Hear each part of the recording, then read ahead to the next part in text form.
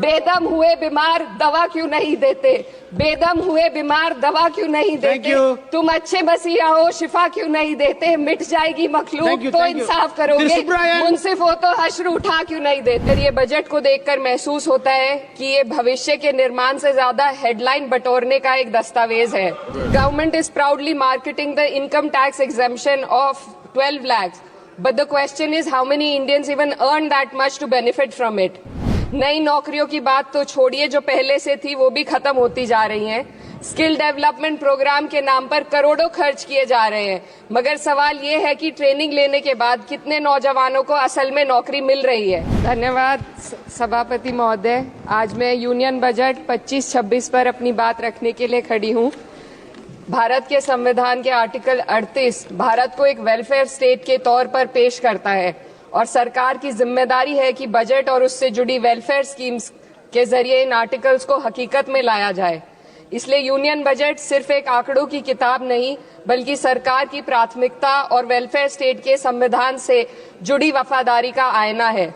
सरकार की जिम्मेदारी है कि इकोनॉमिक पॉलिसीज, जिनमें बजट भी शामिल है, ऐसी बनाए जाए जो गैर बराबरी को कम कर सके और सबसे ज्यादा गरीब वर्ग को सहारा दे। बजट वो लाइफलाइन है जिससे शिक्षा, स्वास्थ्य, पेयजल, social security, SC, ST, minority, गरीबों की भलाई के लिए स्कीमें चलाई जाती है। मगर ये बजट को देखकर महसूस होता है कि ये भविष्य के निर्माण से ज्यादा हेडलाइन बटोरने का एक दस्तावेज है। इससे सबसे ज्यादा प्रभावित होने वाली वही लोग पीछे छूट रहे हैं जिन्हें सरकार के सहारे की सबसे ज्यादा जरूरत थी। वो किसान जो बढ़ती लागत से परेशान हैं, वो नौजवान जो बेरोजगारी का सामना कर रहे हैं, और वो औरतें जो निजामती रुकावटों से जूझ रही हैं, और वो गरीब जो महंगाई के बोझ के तले दबे हुए हैं। This government is proudly marketing the income tax exemption of 12 lakhs. But the question is how many Indians even earn that much to benefit from it?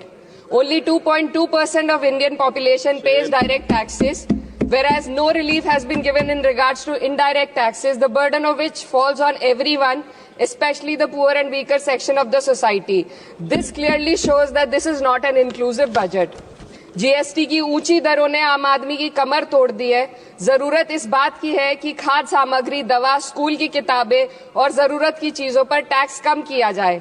Petrol, diesel पर टैक्स कम करने की कोई कोशिश नहीं हुई, जिसका सीधा असर हर नागरिक पर पड़ता है। आर्टिकल 41 कहता है कि सरकार को ये कोशिश करनी चाहिए कि वो अपनी इकोनॉमिक हालात और रिसोर्सेज के हिसाब से लोगों को रोजगार दे। इस बजट ने बेरोजगारी दूर करने की दिशा में कोई ठोस उपाय नहीं दिया है। नई नौकरियों की बात तो छोड़िए, जो पहले से थी वो भी खत्म होती जा रही हैं। स्किल डेवलपमेंट प्रोग्राम के नाम पर करोड़ों खर्च किए जा रहे हैं, मगर सवाल ये है कि ट्रेनिंग लेने के बाद कितने नौजवानों को असल में नौकरी मिल रही है। सरकार के पास इसका भी कोई आंकड़ा नहीं है। सरकारी विभागों में लाखों पद खाली हैं, मगर भर्ती का कोई प्लान नहीं है।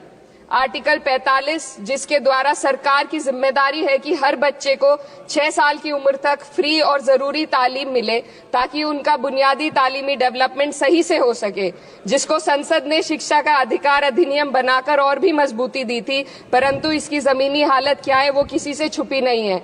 नगरीय क्षेत्रों में सरकारी स्कूलों में शिक्षक न होने की वजह से स्कूल बंद हो रहे हैं तथा दूरस्थ ग्रामीण क्षेत्र के स्कूलों में टीचर ही नहीं पहुंच पा रहे हैं। सरकार कह रही है कि डिजिटल इंडिया और AI से तालीम का इंतजाम होगा, मगर जरा जमीन पर देखिए, उत्तर प्रदेश में सिर्फ 22% सरकारी स्कूलों में कंप्यूटर है। मेरे संसदीय क्षेत्र कैराना में कई सरकारी स्कूल शिक्षक न होने की वजह से बंद हैं और मदरसा एजुकेशन के बजट में 57% की कटौती कर दी गई है। क्या यही सबका साथ सबका विकास है?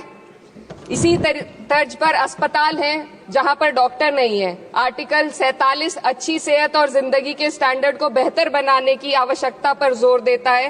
राज्य की जिम्मेदारी है कि लोगों की सेहत और उनके वेलबींग को बेहतर करने के लिए जरूरी कदम उठाए, लेकिन हकीकत यह है कि इस बजट का सिर्फ 2% ही आम जनता तक पहुंच पाता है। शामली जिले में 84 डॉक्टर की पोस्ट स्वीकृत है, मगर सिर्फ 29 डॉक्टर काम कर रहे हैं और गायनोकोलॉजिस्ट मात्र 1 है। दवाइयों की कीमतें बढ़ती जा रही हैं, मगर गरीबों के लिए कोई राहत नहीं है। सरकार ने महिलाओं के लिए बजट बढ़ाने का दावा किया, मगर 81% इसका बजट सिर्फ पोषण योजनाओं में डाला गया है। महिलाओं के रोजगार, उनके इकोनॉमिक इंडिपेंडेंस और सुरक्षा के लिए कोई ठोस योजना नहीं बनाई है। बेटी बचाओ बेटी पढ़ाओ का बजट घटा दिया गया, जिससे साफ है कि ये सिर्फ नारेबाजी थी और कुछ नहीं। किसानों की बदहाली हम सबके सामने है, लगातार चलती आ रही है। 2016 में कहा गया था कि 2022 तक किसानों की आमदनी दोगुनी होगी, मगर 2025 आ गया और एमएसपी पर कोई ठोस गारंटी आज भी दी नहीं गई है। गन्ना किसानों का बकाया अब तक नहीं मिल पा रहा है, और तो और उत्तर प्रदेश में अभी तक गन्ना मूल्य भी तय नहीं किया गया है। डीएपी, यूरिया और खाद की कमी से परेशान किसान आज भी सड़क पर प्रदर्शन कर रहे हैं। मजदूरों के लिए जो सबसे बड़ी योजना मनरेगा थी, सरकार कहती है कि मनरेगा ग्रामीण भारत की रीढ़ है, मगर बजट में कोई भी बढ़ोतरी नहीं मिलना बहुत शर्मसार है। औसतन 44 दिन का ही रोजगार मिल रहा है, जबकि स्कीम 100 दिन की गारंटी की होती है। भारतीय रेलवे देश के लोगों की जीवन रेखा है और इसी से यहाँ के लोगों की आर्थिक एवं सामाजिक जिंदगी चल रही है। देश के हर हिस्से को रेल कनेक्टिविटी से जोड़े जाना सरकार की कल्याणकारी नीति का हिस्सा है।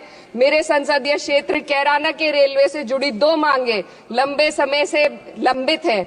दिल्ली शामली सहारनपुर रेल लाइन का दोहरीकरण और पानीपत शामली मेरठ लाइन का सर्वे अति शीघ्र ही कराए जाने की बहुत पुरानी मांग को बजट में शामिल किया जाना चाहिए।